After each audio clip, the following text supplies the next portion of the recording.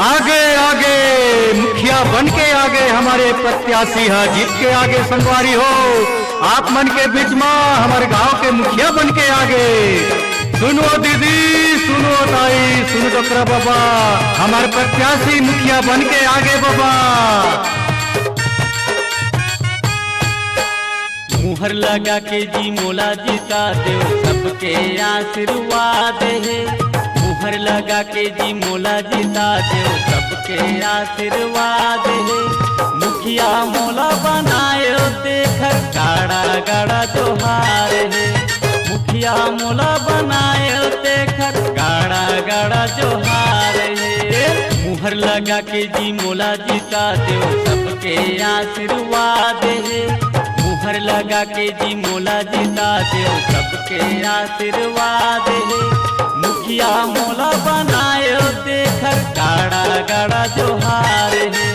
मुखिया मोला बनाए देखर गाड़ा गाड़ा जोहार है। सुनो संगी संगवारी हो हमारे प्रत्याशी जीत के आगे भैया, गांव के मुखिया बन गए जीत के आगे।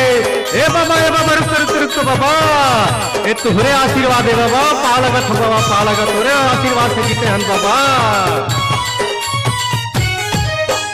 डोकरा बाबा के लाठी बनू उरवा के बैसाखी गा। डोकरी दाई के नैन के तारा बन के रहूं आखी गा।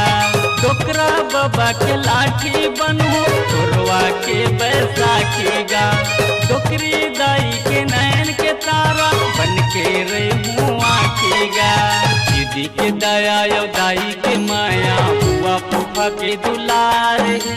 दीदी के दया यो दाई के माया बुआ फूफा के दुलार है। मुखिया मोला बनाए देखर गाड़ा गाड़ा जोहार है। मुखिया मोला बनाए देखर सबला धन्यवाद है। अब हमारे प्रत्याशी 5 साल ले सबके सुख दुख में साथ रही संगी संगवारी हो।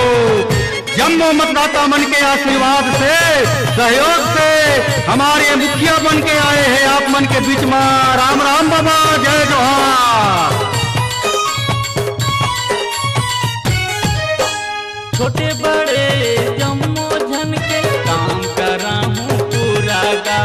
करोड़पति विकास होई नहीं रहे अधूरा गा।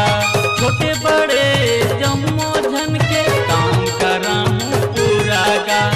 करोड़पति विकास होई नहीं रहे अधूरा गा। मामा के माया या काका के दया संगी मन के साथ है। मामा के माया या काका के दया संगी मन के साथ है। मुखिया मोला बनाए देखर गाड़ा गाड़ा जोहार है। मुखिया मोला बनाए देखर सबला धन्यवाद है। आगे आगे संगवारी हो जीत के आगे हमारे बीच में सही प्रत्याशी जीत के आगे। सबला राम राम, जय जोहार।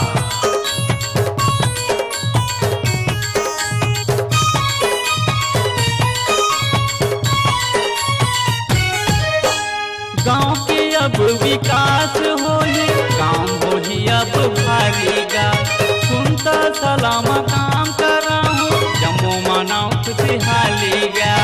गाँव के अब विकास होई काम होई अब भारी गा। सुनता सलामा काम करा हूँ जम्मू मनाओ खुशहाली गा।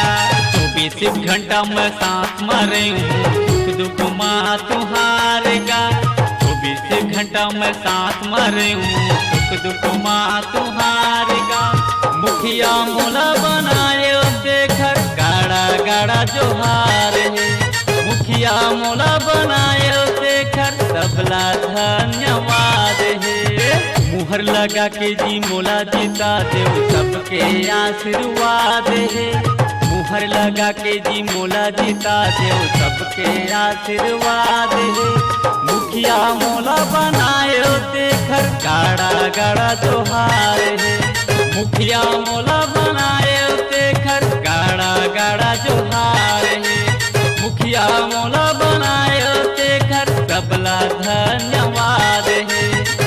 भैया मोला बनायो शेखर गाड़ा गाड़ा जोहार है।